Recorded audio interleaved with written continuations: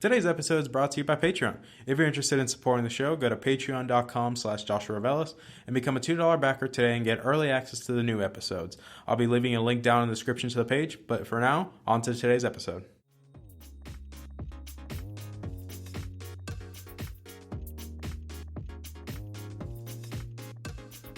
You're listening to the Augmented Experience podcast. My name is Joshua Revelis. I'm a student, musician, and a gamer at heart. Join me as I sit down with fellow enthusiasts to talk about what's going on in the technology, business, and gaming world. I hope you guys enjoy.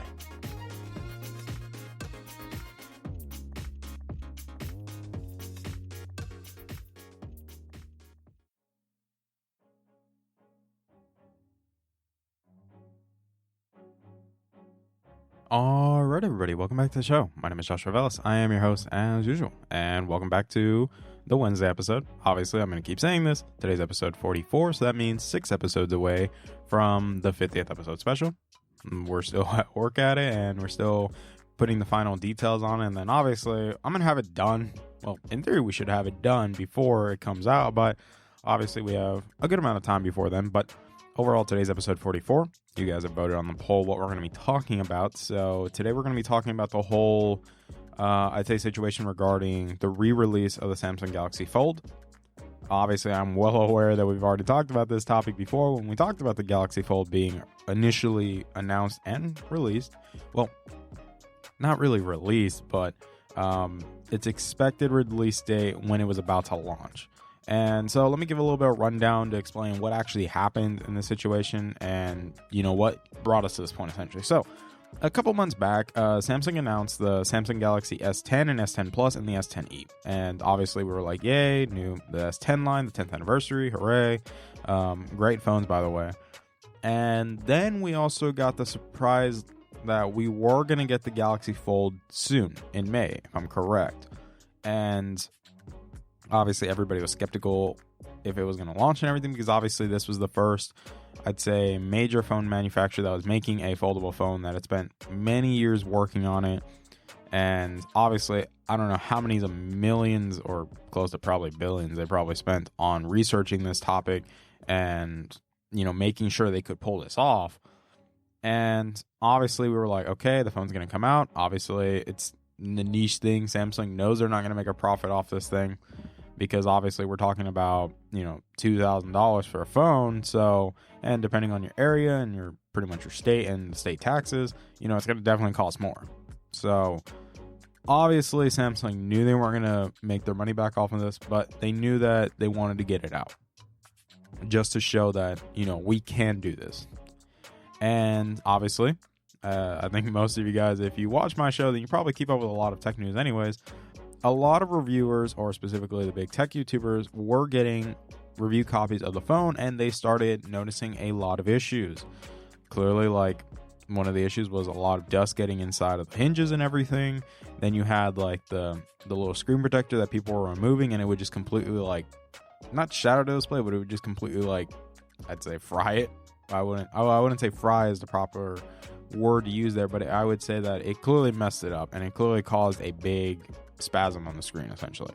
And because of that, people were like, oh, we probably shouldn't buy this thing. And because of that, Samsung noticed that the phone wasn't working properly, and I'll get to that a little bit. And so they decided to cancel the launch, and they decided to pull it back and re-engineer and fix those flaws that were causing the issues. So obviously, we didn't get the Galaxy Fold in May. Clearly, we're already in August. Or, yeah, we're pretty much on August when you guys see this episode, but it'll be August for sure. And now we got news this week, or specifically last week, that the Galaxy Fold will be re-releasing, and in theory, it should be September based on the information. And they did fix it. Based on what they said, 3 major areas that they fixed. Obviously, the Infinity Flex display, which was the little... It's not a screen protector, but it's what goes on top of the display, because people thought it was a screen protector that naturally comes and installs on phones, so they peeled it off, and that's what caused the screen to spasm out. So that was one of the main things they fixed. Was what they did is they extended it past the display so that so you can clearly tell this is not a screen protector. Please do not take this off. They reinforced the hinges by putting little caps on them on the top and bottom hinge to make sure that dust wouldn't get in as easily. And they also added on those hinges, specifically the top and bottom, they added like a little bit of extra protection on them, just so one, the hinge wouldn't get messed up so easily, so it adds more durability. It would reduce the amount of distance between the hinge and the screen, and also, yes, it would help deal with dust, because that's obviously a big concern, is you have a mechanical hinge, and if dust gets in there, it's going to mess it up. But that's not what we're going to talk about. Obviously, that's what they fixed, but I'm going to take a little bit of inspiration from Jon Prosser on this one. I know I keep mentioning his name, but I think it's because he has a good point on this one. And Jon Prosser made the point that I agreed when in my opinion, is the same thing happened when Apple talked about AirPower. It was the exact same situation. The only difference is Samsung is actually going to go through and make sure they release it, while Apple just said, no, we're not. And one thing that Jon Prosser pointed out was that when we're talking about tech, and specifically creating future tech, the history books aren't going to remember how many units it sold. It's going to remember if it came out or if it didn't. If it was dead in the water or if it actually came out and people had it. And I think this is where Samsung did a better job than Apple, was they actually went through and they want to release it. Like I think we can clearly say Samsung knows they're not going to make their money back off this thing. Like, there is no way, even if they sold out every single copy, they would not make the amount of money back that would justify the amount of research and everything. The whole point was, this is to get it out. Like, and this is what Jon Prosser was talking about, this entire situation when the Galaxy Fold was initially delayed, was that he felt like Samsung needed to launch this phone. They had to launch this phone, because if they didn't launch this phone, it would hurt their integrity as a company, which is true. Like, the same thing happened with Apple when they didn't launch AirPower. They said, we have AirPower. They showed a video for it. They're like, we will have this available on this day, this year. And they couldn't deliver because they said we couldn't figure it out. And they were like, oh, we just want to hold it off and say, we want to ensure that we can provide the highest quality and everything. And obviously, no, that was BS. Like, clearly what ended up happening was they couldn't even get it to begin with. Like, they couldn't even get it to begin with. Samsung, on the other hand, had a working product. Obviously, yeah, it still had its downside, like every technology, because it is a new idea that was going around. Obviously, some people are like, oh, you couldn't trust folding phones to begin with, blah, blah, blah. Like, you had all these, I'd say, dumb people, really, because, look, you even have articles like CNET posting stuff like this, where they're talking about, like, the Galaxy Fold was ruined by rumor culture, and it's your fault. Like, what? That's so stupid. Like, it says, the original launch of the Galaxy Fold was delayed because of issues with the folding screen, but it's not entirely Samsung's fault. Yeah, it is, though. Like, you have stuff like this, and in my opinion, it's kind of dumb when they try to blame the consumer for issues like that with the Galaxy Fold. Like, no, it had clear flaws. Like, this isn't just something, because somebody thought this was a bright idea. No, it's like, it's common sense. Like, everybody does that. Like, you don't leave those stock screen protectors on the phone. Granted, it's also Samsung's fault, because there was only some models that told you not to take that off. Like, specifically back when it was going to launch, there was a T-Mobile model that clearly had it on the box that says, do not remove this protector. This is not a screen protector. This is an essential part of the display, and it will cause issues. And all the other models didn't have that. So Samsung learned that this was a bad call, because what did they end up doing? They started making sure that every box, regardless of the carrier or anything, had that on there to make sure people didn't. But people still kept doing it. So they were like, okay, let's make it more obvious. And that's what I'm saying is, Samsung realized the phone had flaws, but they still wanted to release it.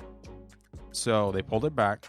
They swallowed their pride a little bit. So obviously their stocks definitely tanked a bit, because like, you have this big release coming and then you pull back. Obviously, investors get worried, and they're like, we're going to re-engineer this and fix those problems to make sure that we can get this out and say that we did it.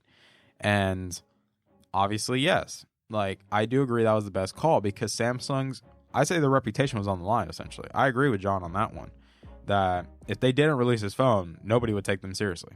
Nobody would, because like John brings up a good point, is that history does not care how many units you sold. They care about, did it happen or did it not happen? That's what they care about. And I think Samsung made the right call to release this phone. They listened to the criticism. They took the early hit, but they are amending it by re-releasing it with the improvements. Now, do I think this phone is going to sell well? No. I highly doubt that this phone, especially because they kept it at the same price. Like, that alone is crazy that you still want the 1980 for it. Like, to me, that's crazy. They still want that, even after all the issues and the controversy. But more power to them. That's up to them. But like I said, this phone is not meant for the general consumer. It's not. Like, obviously, they touted, or they really advertise this thing as a media machine. But and it's also crazy because, in my opinion, I like the idea of the Galaxy Fold. I think in terms of being a foldable phone, it definitely was the nicer option of the three. Obviously, you had the Motorola one, then you had the Huawei one. But in my opinion, the Huawei one was cheap. Like, obviously, that's clearly what it was. They were not working on this phone for 8+ years. They probably worked on it for 2, and they like, you know, everybody says the Chinese are spying on everything, but they were clearly taking inspiration and taking resources from other companies to make something quick. And obviously that's why it looks cooler, because, you know, it was made in a quick fashion. That's what I'm saying. It's not as polished. I think when phones that fold, I'd say not inward, like, you know, like a wallet, not like fold like a wallet, but decide to fold outwards, those type of folding phones will not be good overall, because one, that is plastic. You're essentially revealing the screen the entire way, and it doesn't work. That's why I said I like the idea of the I'd say the folding inward shape, because it overall makes it more seamless. It makes more logical sense to like open it like that. It's almost like opening a book, and it makes it so much easier. It makes it so you get more protection. It's easier to protect too, if you think about it as well. And because the main thing you're protecting is the inward display. That's why Samsung didn't put that big of a display for the one that you're going to be seeing on the outside, because it's only meant to do minimal tasks, like basic tasks. And then when you fold it, you get to access to the big screen. You can do everything you need to do. Now, this is where it gets a little bit tricky, because as much as I like the idea of the Galaxy Fold and folding phones, I will still stand by my opinion that folding phones in general should not be the future. I know eventually we'll get there, and I know everybody's going to start following the trends and everything. But I don't know. Still, right now, folding phones are not worth it. I would definitely not recommend that any of you go buy the Galaxy Fold at all. I wouldn't even buy that Motorola thing. I would, like, even if Apple were to make a folding phone, which they won't. Like, well, I wouldn't say they won't, but they'll probably give like maybe 2024. Probably by then they'll probably have one, and they'll be like, "Oh, we have a polished design, leading in industry class." My butt, like, but that kind of just solidifies the point, is that the Galaxy Fold is a crucial point for a shift in the market. If we want to go in this direction for folding phones, the Galaxy Fold has to come out. It has to release. And Samsung knows this. They know that they're the main ones that are pushing the consumers into this direction. Obviously, like, I still stand, and I will agree on John on his stance on this, where the market does need more compromise. It does not need innovation. I get it. Like, folding phones will cost a lot of money. This takes a lot of research to go into it, but still, they're not the future. Like, I don't believe that hustling the consumer for every dollar they have is going to get you anywhere. Like, you'll still make money, but you're not going to get the consumer to keep coming back over and over again. Like, and we've seen this clearly. And the Galaxy Fold, yes, while I do agree, it plays a crucial role in pushing the limits of what we can do with a smartphone. Clearly, it's pushing us in that direction, that this is the next step that smartphones will take. We still need to find a way to compromise, because, like I said, this isn't practical. And I said this when I originally talked about the Galaxy Fold, is that these designs are not practical. The average consumer does not care about a folding phone. It looks cool, but nobody cares. If it doesn't do the basic task and isn't as reliable as a phone that people need. They need a phone that can text. They need a phone that can take good pictures. They need a phone that can obviously run all their apps and everything like that. And obviously, for some people, depending on who you are, you might even use it to type up emails and everything like that. That's what people need a phone nowadays for. And there's some people that just need a phone that, just make calls. That's why flip phones are still around, because, there's older gentlemen and women that prefer having flip phones because they don't need smartphones. But you get my point, is that the market, yes, the market is paying, because I feel like there is going to be some people buying this. I clearly think there is. I'm not going to stand here and tell you guys that nobody's going to buy this phone. There's going to be people buying this phone. I know there will be. But Samsung realizes that they need to get this out. This phone has to launch, because if they believe that foldable phones are the future, this phone has to come out. And the history books will record it, that Samsung was the first to launch a folding phone that actually worked. And that's what people want. That's what the history books will remember. They do not care if it sold 100 units or if it sold 100,000 units. They do not care. The history books will care about, were they essentially people of their word? Did it come out? Did they put their money where their mouth is? And obviously the history books are going to roast Apple for the whole AirPower launch. They will. For sure they will. Like, nobody's gotten over it. Like, we know that Apple... And the thing is, this kind of comes down to the whole thing, is that the whole debate between the whole Samsung and Apple situation, like comparing the two. And I'm not going to be biased on this one, but we have to be real with ourselves. Apple couldn't even get this thing to work. They couldn't. Like, they had no way of getting this to work. Like, unlike Samsung, they at least had the phone in hand and it was working. But you have to keep in mind that there's a difference between what happened at the Apple conference and what happened at the Samsung conference. Samsung had the phone right there in hand to show everybody. They showed its capabilities. They showed that it was working. Obviously, a little bit buggy, but that's also because, beta software and everything like that. But AirPower, they couldn't even get it to work. They couldn't even show you the product in person working. They couldn't. And they said that they had this ready, that it was all ready to go, that they have the best engineers in the world, which I do believe they have some of the best engineers in the world. I do agree with that. But I do believe that they are limited because, but we'll talk about that a little bit later. But when it comes to AirPower, yeah, Apple technically did lie to us, while Samsung, they didn't. They at least said, hey, this works. But there is a difference what happens when you end up putting something in a tested environment and the real world. The real world is going to have a lot more variables you cannot control, which that's what happened. That's why they had to fix it, because they didn't account for these real world variables. They thought people weren't crazy enough to take off this little plastic, but it's also their fault for not telling people, don't take this off. And obviously the hinges, they had to reinforce them because of dust getting in them, because they didn't expect so much dust to get in there, so they reinforced them. They added an extra layer for durability and also help reduce the distance between the hinge and the display so it can fold a little bit more. But there was so much Samsung learned in this process, just because they were willing to swallow their pride, take the hit, weather the storm, and still come out and release the phone. Obviously, yes, the hype it doesn't have the same amount of hype that I had before. Like, a lot of people don't really care anymore. It's been a while now, and obviously people are like, they probably moved on already. But Samsung needed to release this phone. There is nobody that can stand here and argue that this phone is not a crucial point in the transition of the market.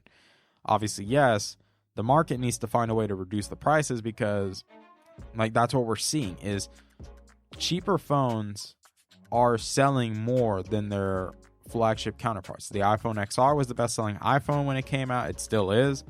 The Pixel 3a and 3a XL made Google so much money, which I'll talk about that eventually, where they actually made essentially more than double the profit of the 3 and the 3a XL. And those are $400 phones to, like, I think 500-ish, if I'm correct. But you get my point, is that they made their money back because the consumer does not care about specs. They're not looking at specs. What they want is a reliable phone that does what they need it to do. And that's why I tell people, like, the market, yes, well, I do agree that innovation does require more money, because clearly, like, these are expensive phones that the companies are making. Like, clearly they spent millions of, close to billions of dollars of research on them. So obviously they're going to charge a lot of money for them, but the consumer isn't just going to go out and buy these things. Like, they won't. This is not, like I tell people, this is not a daily driver phone. This isn't. And whether people want to agree with me or not, that's up to you, but it's not a daily driver. And I think this is where a lot of people tend to forget that we live in this world where everybody's so caught up in trying to get the new and best thing that, you know, that's what ends up leading people to just buy new stuff, because it's almost like a culture thing at this point. But I am happy that Samsung decided to finally release this phone. They finally fixed the issues. We're going to see how it actually handles the real world with these improvements and see if it truly is ready to launch. I do believe it will be. Now, software updates and everything, that's a whole nother topic, but I do believe that this is going to be crucial to Samsung, like, putting their stake in history, essentially. And I personally can't wait to see what happens after this, because obviously, you know, who knows? They might make another Galaxy Fold later down the line, like maybe another 3 years from now, make another one, like refined design and everything once the technology is more advanced, and go from there. And obviously I think that one, like, that's what I think what needed to happen is Samsung needed this to happen so that they can learn from their mistakes, know how to improve, listen to the consumers, and be smart, essentially, is to be mindful of what they're doing. And I hope this overall helps Samsung. Like, obviously they took a big hit early on, but I think they're going to make it back. Obviously, like I said, they're not going to make their money back on this phone. Don't get your hopes up. They're not going to sell like hundreds of thousands to millions of units. They're not going to sell that. Clearly not. This is just to say that we were able to do it. That's all this phone is to say we were able to accomplish this. We took the hit and we're releasing the folding phone. And that's pretty much all I got. Like, overall, like, obviously I know all the YouTubers and everything in September are going to be talking about the phone. They're going to be reviewing it, doing their actual reviews and see how it performs. And pretty much we go from there. Like, obviously I'm going to tell you guys, I don't recommend buying this phone. Please don't buy it. It is not worth your money. It is not a good investment long term. Because like I said, all this is beta hardware. All this is just testing out to see what they can improve on. Obviously, I do agree that the improvements they made were necessary, but we'll see where it goes from there. But I hope you guys enjoyed today's episode. Obviously, Friday's episode is going to be over the state of NVIDIA GPUs, because there is going to be some interesting stuff to talk about in that episode. Obviously, thank you guys so much for listening to today's episode. I really appreciate it. We're almost close to 400 downloads after 1 week. So you guys are killing it with downloads. I really appreciate it. I'm humbled. Obviously, episode 50 is coming soon. We're going to keep working on it and have everything ready for you guys. Also, I want to give a shout out to my Patreon backers. Thank you guys so much for your support for the past few months now. I really appreciate it. Also, we have some special interviews lined up for you guys that I'm going to be posting on the Instagram page pretty soon. So I'll let you guys know once we have everything sorted out and everything, so that we can start, well, really, so I can start sharing with you guys what I've been working on for the past few days now. But thank you guys so much for your time. I really appreciate it. I hope you guys have a wonderful day, and I'll see you guys Friday. Love you guys to death. Bye, guys.